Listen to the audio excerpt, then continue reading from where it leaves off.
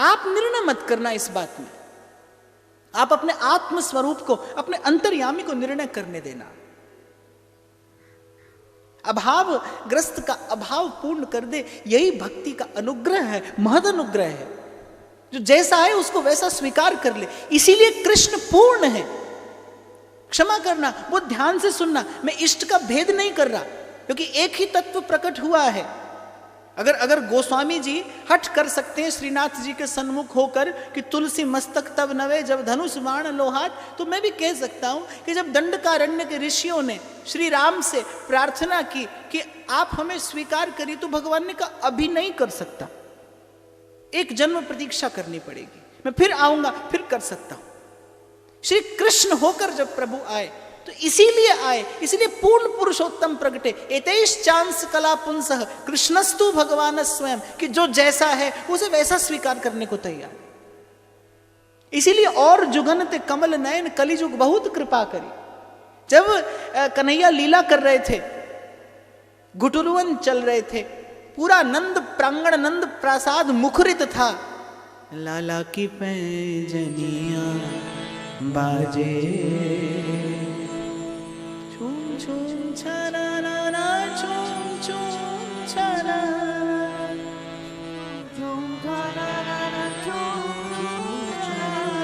लाला की पैंजनिया बाजे।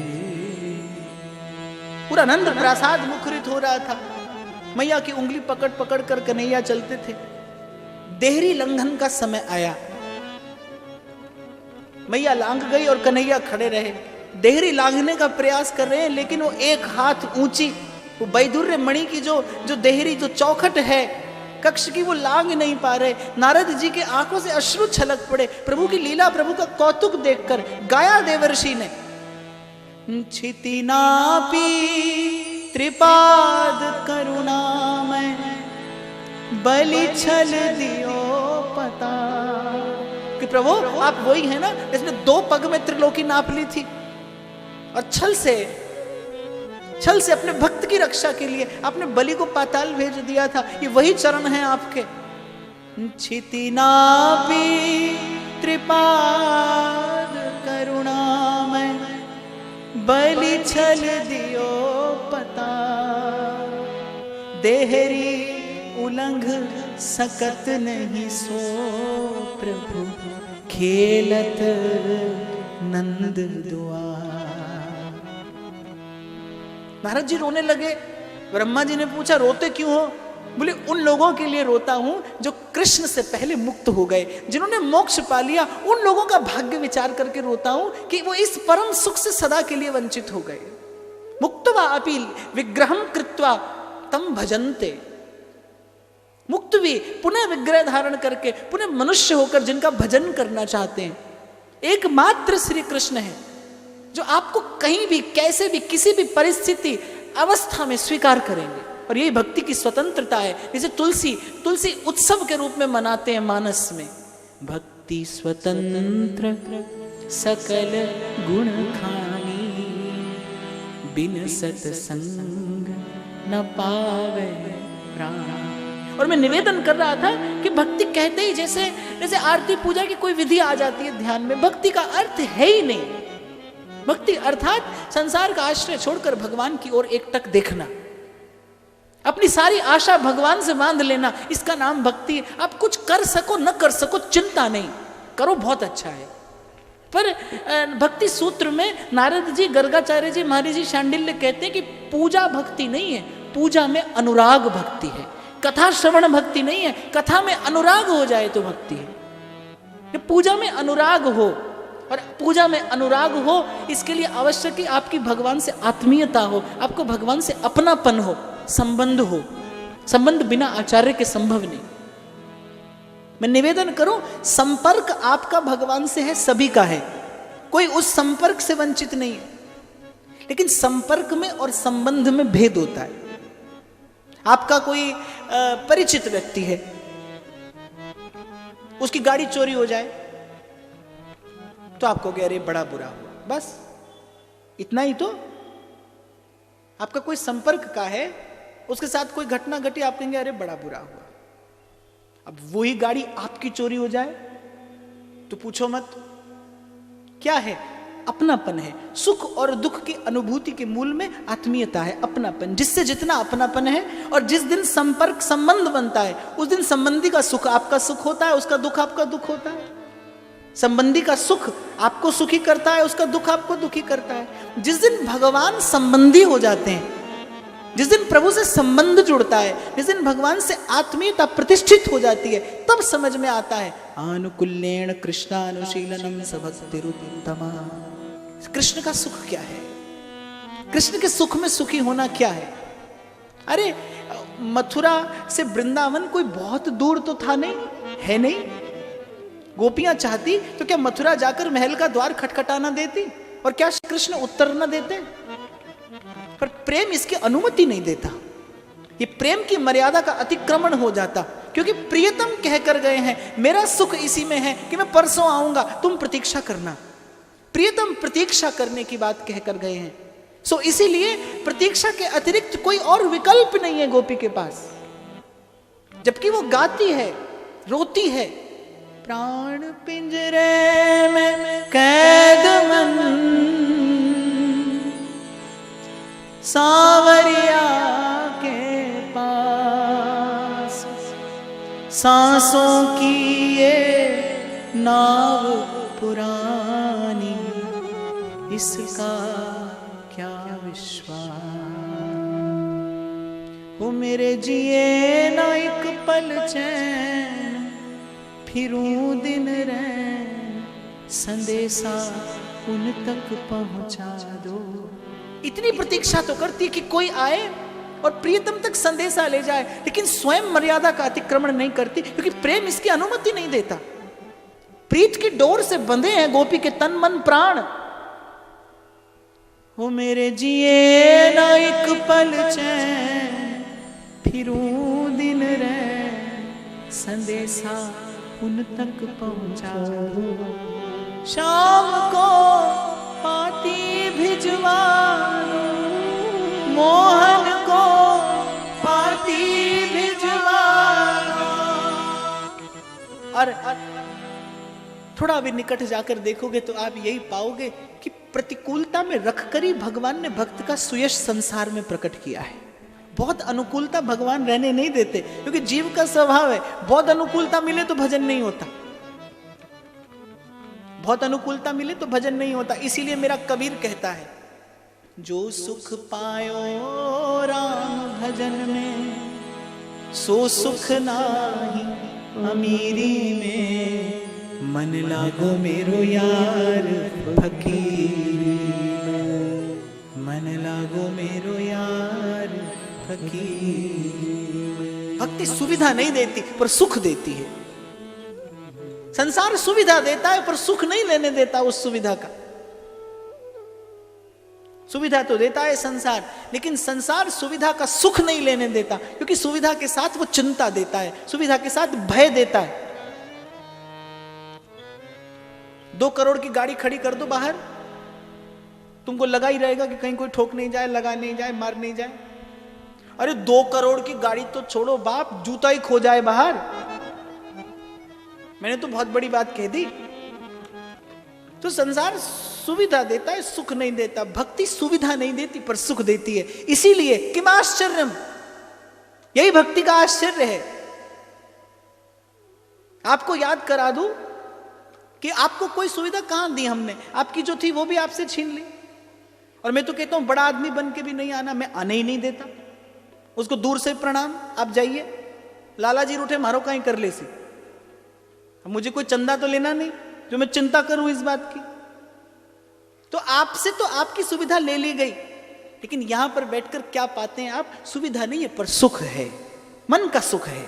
बस संसार सुविधा देता है, सुख नहीं देता। भक्ति सुख देती है, सुविधा बहुत अधिक नहीं देती। ये भगवान की बनाई व्यवस्था है।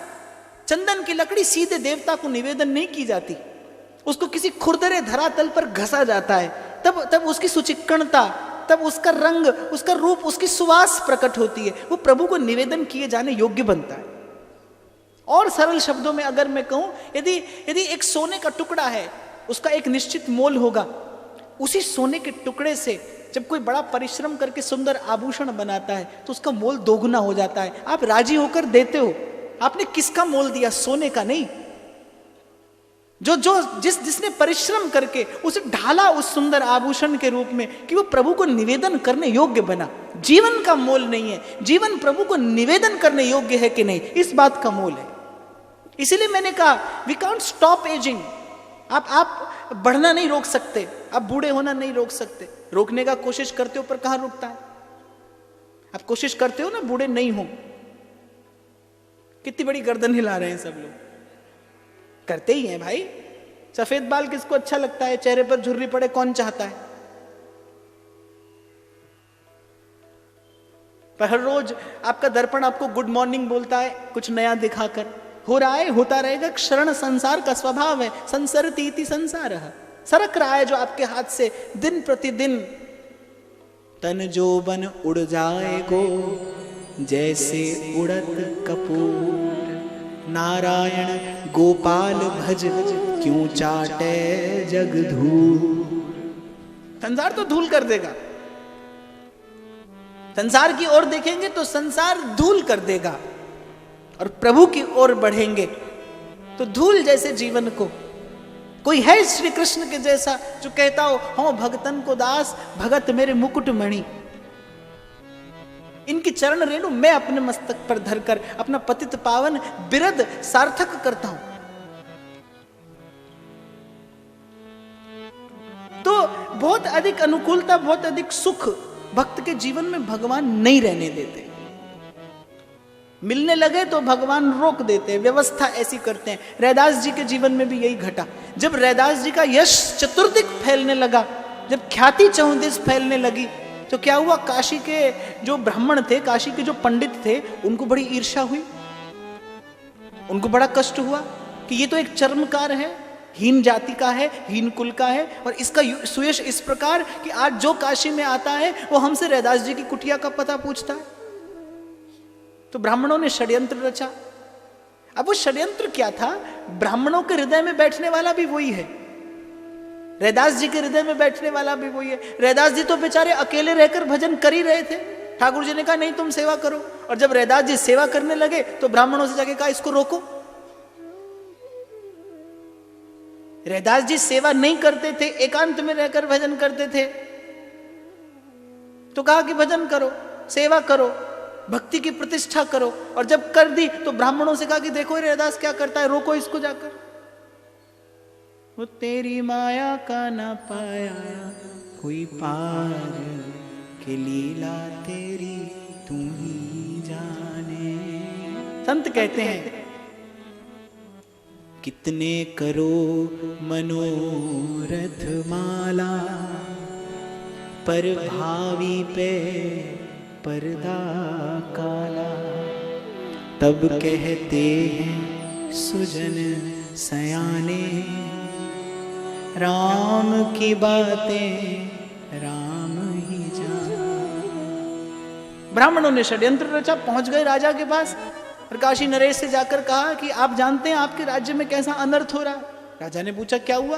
बोले ये जो रैदास हैं ये हीन कुल के हैं, इनको भगवान का विग्रह स्पर्श करने का भी अधिकार नहीं है, और ये भगवान के विग्रह की सेवा कर रहे। शास्त्र की अवहेलना, अवमानना हो रही है, प्रकृति रुष्ट हो जाएगी, देवता प्रतिकूल हो जाएंगे, आपदा आएगी आपके राज्य पर, विपत्ति आ जाएगी, अकाल पड़ेगा, प्रजा पीड़ित होगी। हमारा कर्तव्य हम आपको चेता दे, समझा दे। आप तो परिचित नहीं है, आप नहीं जानते क्या हो रहा है आपके राज्य में। अब राजा कुछ रैदास जी की महिमा से परिचित था, तो उसने सीधे सीधे तो कोई निर्णय नहीं लिया, लेकिन रैदास जी को सभा में बुलाया, क्योंकि राजा ये भी मानता था कि उस समय की व्यवस्था के अनुसार कि कोई ऐसा व्यक्ति भगवान के विग्रह की सेवा कैसे करे। शास्त्र की अवमानना हो रही थी, क्योंकि शास्त्र तो भाई आपको एक सीमा तक आगे ले जाता है। किसी ने बड़ी सुंदर बात कही है कि इबादत एक मकाम तक ले जाती है, आगे तो फिर मोहब्बत रास्ता दिखाती है। शास्त्र का तो विधि भी है और निषेध भी है, और जब तक प्रेम का भाव स्पर्श न करे, जब तक समर्थ सद्गुरु न मिले, तब तक जीवन में शास्त्र का अनुशासन मानना ही चाहिए। गुरु भी ना मिले और शास्त्र को भी छोड़ दो तो पतन हो जाएगा। जीवन में सदगुरु न हो, जीवन में सदगुरु द्वारा प्रदत्त उपासना की पद्धति ना हो, तब तक शास्त्र आवश्यक है, तब तक शास्त्र को मानना ही चाहिए, उसके अनुशासन का पालन करना चाहिए। तो राजा ने बुलाया रैदास जी को सभा में, कहा कि आप इस प्रकार, आप तो महात्मा हैं, साधक हैं, साधु हैं, इस प्रकार शास्त्र विरुद्ध कार्य क्यों करते हैं? तो रैदास जी ने कहा कि किसकी सेवा करता हूं? बोले भगवान की। तो बोले भगवान की इच्छा से ही तो भगवान की सेवा करता हूं, जिनकी सेवा करता हूं उन्हें कोई कष्ट नहीं है, तो इन ब्राह्मणों को क्यों कष्ट होता है? तो राजा ने कहा कि मैं आपकी भावना से परिचित हूं, आपका भाव समझ भी रहा हूं, किंतु उन ब्राह्मणों को कैसे समझाया जाए? ब्राह्मणों ने कहा कि भाई रैदास जी के भाव की परीक्षा होनी चाहिए। रैदास जी ने कहा मैं तो हर परीक्षा के लिए तैयार हूं। जिसके सिर ऊपर तुम स्वामी, सो दुख कैसो पाए। मैं परीक्षा के लिए तैयार हूं। तो ब्राह्मणों ने कहा आप बताइए कैसी परीक्षा लेना चाहते हैं? तो रैदास जी के श्री ठाकुर जी का विग्रह मध्य में पधराया गया। ब्राह्मणों ने कहा हम वेद का पाठ करेंगे, हम पुरुष सूक्त का पाठ करेंगे। रैदास जी अपनी विधि से भगवान को बुलाएं, जिसके बुलाने पर भगवान उसके पास चले जाएं वो जीता, दूसरा व्यक्ति हारा। हम जीत गए तो रैदास जी आज ही भगवत सेवा छोड़ देंगे, रैदास जी जीत गए तो हम इनका विरोध करना छोड़ देंगे। राजा ने रैदास जी की ओर देखा, स्वीकार है। रैदास जी ने हाथ जोड़ लिए, तेरा भाना मीठा लागे, स्वीकार है। एक और गुण, भक्ति आपको निर्भय करती है, निर्भय।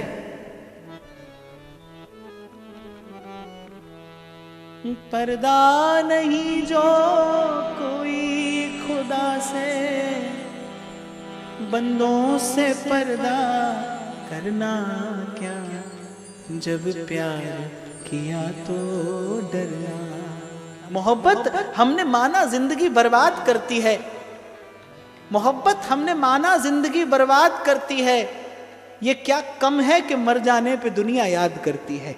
और भक्त तो यही बाजी लगाकर निकला है, किसी के इश्क में दुनिया लुटा कर हम भी देखेंगे, अजी हाँ हम भी देखेंगे, तेरी महफिल में किस्मत आजमा कर हम भी देखेंगे, अजी हाँ हम भी देखेंगे। रैदास जी ने कहा स्वीकार है। लग गए ब्राह्मण, सुबह से शाम हो गई, कंठ सूख गया, श्रम के मारे हाल बेहाल हो गया, भगवान टस से मस नहीं हुए। हमारे एक बाबा है वृंदावन में, बड़े अच्छे संत हैं। एक बार मानसरोवर में बैठे थे, एक अंग्रेज आकर उनके पास में बैठ गया और बाबा लगे चर्चा करने वृंदावन के रस की। 2 घंटा प्रवचन किया, जो था सब समझा दिया उसको, और 2 घंटा बाद उससे पूछे क्या समझ में आया, तो उसने कहा रस। तो बाबा ने कहा रस माने? बोले जूस।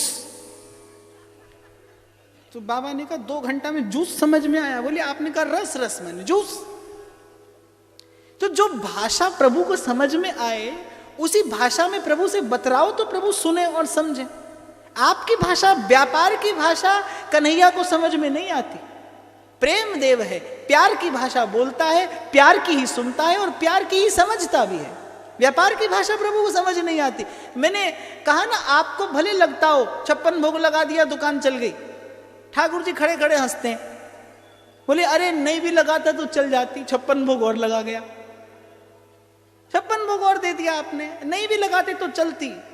रत्ती घटे न तिल बढ़े, लिख दी जो करता, जो जस करही सो तस फल चाखा। एक लक्ष्मी पुत्र पांव से ठोकर मारे, लक्ष्मी पीछे आती है। क्यों? क्योंकि प्रारब्ध है भाई, पीछा छुड़ाओगे छोड़ेगा नहीं।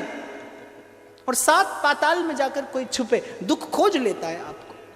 भरोसा तो इतना रखिए कि जो दुख भेजने में भूल नहीं करता, वो सुख भेजने में भी देर नहीं करेगा। दृष्टि उसकी ओर लगाए रखिए, देखिए प्रभु को। जो सुख दुख लगे रहे देह सो, मिट जाई और लोक बढ़ाई। समय तो हो गया है भाई, 5 मिनट और ले लो। मुझे किसी ने लिख कर दिया बोले कि जो 6 बजे तक कथा सुनकर भागते हैं उनका तो आप बहुत ध्यान रखते हैं, 6 बजने में 2 मिनट पहले ही विराम दे देते हैं। जो 7 बजे तक सुनने के लिए तैयार हैं उनके लिए आप कुछ नहीं सोचते। धन्यवाद भाई। और समय कम नहीं होता, समय कम नहीं है, आपका सुनने का लोभ अधिक है। श्री ठाकुर जी कृपा करें दिन प्रतिदिन बढ़ता रहे। शुभकामना आपको। तो थक गए पंडित, हार गए, हाथ कुछ आया नहीं, भगवान को समझ में ही नहीं आया क्या बोल रहे हैं। व्यापार की भाषा थी। जीतने का भाव बुरा नहीं है, पर किसी को हराने की वृत्ति बुरी है। किसी से आगे निकलना अच्छा है, पर किसी को पीछे छोड़ने का भाव अच्छा नहीं है। आप हैं, मनुष्य हैं, आपने, प्रभु ने आपको बुद्धि दी है, विवेक दिया है, अपना मार्ग बनाइए, जीतिए, पर किसी को हराने की चेष्टा मत करिए। ऊपर उठिए, किसी को गिराने का प्रयास मत करिए। आप अपनी मानवता दूषित कर लेते हैं, आप अपनी वृत्ति प्रवृत्ति मैली कर लेते हैं, आप अपनी कृपा पात्रता में छिद्र कर लेते हैं जब आप हराने की चेष्टा करते हैं, जब आप किसी को झुकाने की चेष्टा करते हैं। हार गए ब्राह्मण, हारना था, पराजय निश्चित थी, क्योंकि हराने के लिए प्रभु के सन्मुख आए थे। और वहां रैदास जी, जिनके लिए न हार न जीत, जिनकी दृष्टि केवल अपने प्रभु की कृपा पर। बिनती सुनिए जगदीश हमारे, बिनती सुनिए जगदीश हमारे। रे सर पामा पामा रे नी रे मा पानी पामा रे मा सरे नी सा। बिनती सुनिए जगदीश हमारे।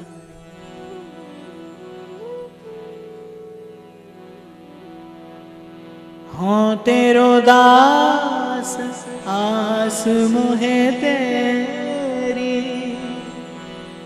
हो तेरो दास आस मोहे तेरी। इत दे कान मुरारी, बिनती सुनिए जगदीश हमारे। जैसी लाज द्रौपदी की राखी, जैसी लाज द्रौपदी की राखी। होन नदीनी उघारी रे, होन नदीनी उघारी। खेचत खेचत दो भुज थाके, खेचत खेचत दो भुज थाके। दुशासन गए हरि रे, चीर बनायो नारी। अब की टेक हमारी रे, लाज राखो गिरधारी। अब की टेक हमारी रे, लाज राखो गिरधारी। सूरदास की लाज राखियो, सूरदास की लाज राखियो। को है रखवारी,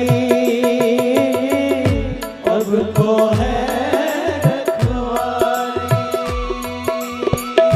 राधे राधे श्रीधर प्यारी, राधे राधे श्रीधर प्यारी। श्री वृषभानु दुलारी रे,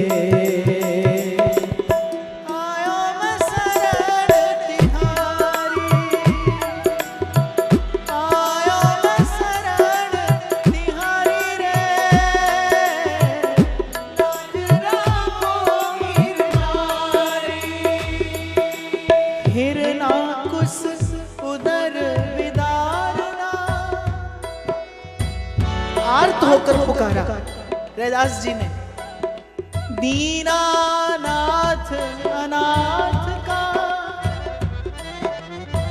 भला भया संजोग, जो अब तारोगे नहीं, मेरी हंसी करेंगे लोग। श्रवण सुजस सुनिया प्रभु भंजन भव भी, त्राहि त्राहि आरत हरन, सरल सुखद रघुबीर।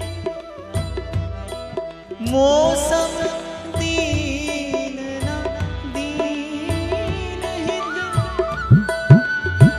तुम समान रघुबीर। अस विचार रघुवंश मणि, हरहु विषम भवभीर। हिरनाकुश उदर विदारना, प्रहलाद विषाद निवारणा।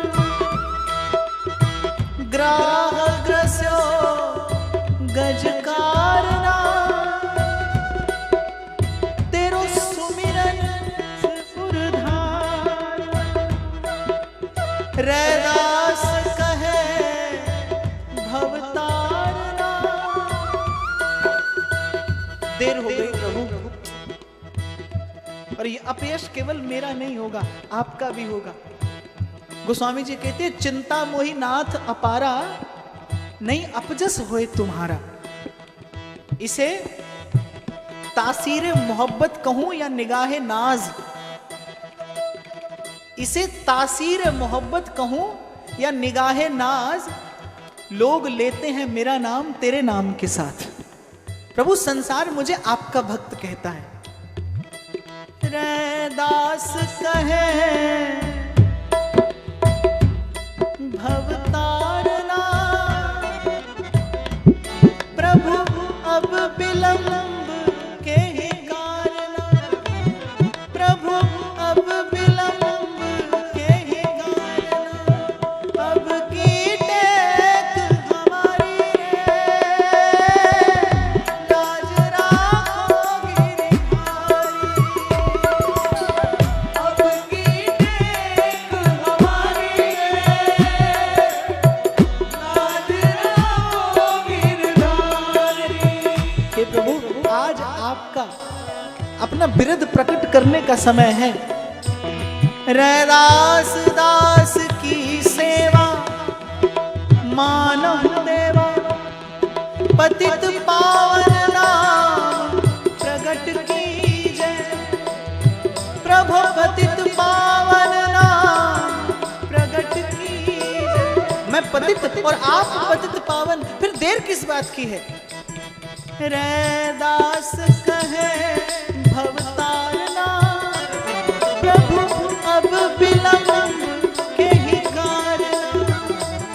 प्रभु अब विलंब के ही कारना। प्रभु अब विलंब के ही कारना। अब की टेक हमारी रे,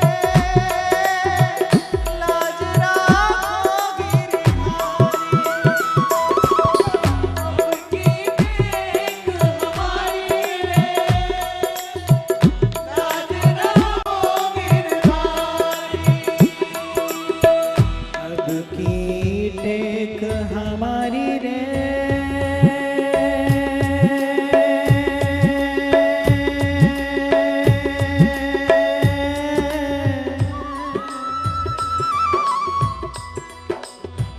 लाज राखो गिरधारी। लाज राखो गिरधारी। लाज राखो गिरधारी। लाज राखो गिरधारी। हो। प्रथम दिन मैंने निवेदन किया था, ज्ञान भूल जाता है, कर्मकांडी भटक जाता है, लेकिन भक्ति कभी निराश नहीं होती, क्योंकि भक्ति की आशा भगवान से है, ज्ञान की आशा अपने संकल्प से है, कर्म की बुद्धि से है, पर भक्ति की आशा भगवान से बंधी है, इसलिए वो कभी निराश नहीं होती। अभी रैदास जी की पुकार पूरी नहीं हुई थी और पतित पावन प्रभु ने अपना बिरद प्रकट किया। भरी सभा में देखते ही देखते छम छम करते आए प्रभु, और श्री विग्रह आकर रैदास जी के हृदय से आकर लगा, स्वीकार कर लिया, अंगीकार कर लिया भक्त को भगवान ने। पतित पावन नाम प्रकट किया प्रभु ने, पुकार सुन ली, स्वीकार कर ली, अंगीकार किया भक्त को, भाव को। जो नहीं जानते थे रैदास जी की भक्ति की महिमा, सो भी जानने लगे। विमुखों ने किया तो था रैदास जी की निंदा के लिए, रैदास जी के अपयश के लिए, भक्त का यश दिन दूना रात चौगुना बढ़ने लगा। जैसे मैंने निवेदन किया ना, चंदन की लकड़ी को घसोगे, घसा तो बड़े कठोर धरातल पर जाता है, लेकिन उसकी सुवास प्रकट होती है, उसका रंग प्रकट होता है, उसका गुण प्रकट होता है।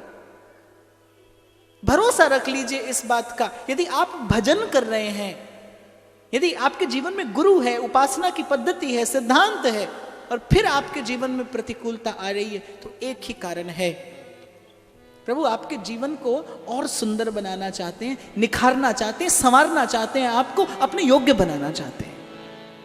तो आज का भाव यही प्रभु के सुंदर सुकोमल पाद पद्मों में निवेदन करते हुए आप सबके हृदयस्थ प्रेम प्रभु को प्रणाम करता हूं।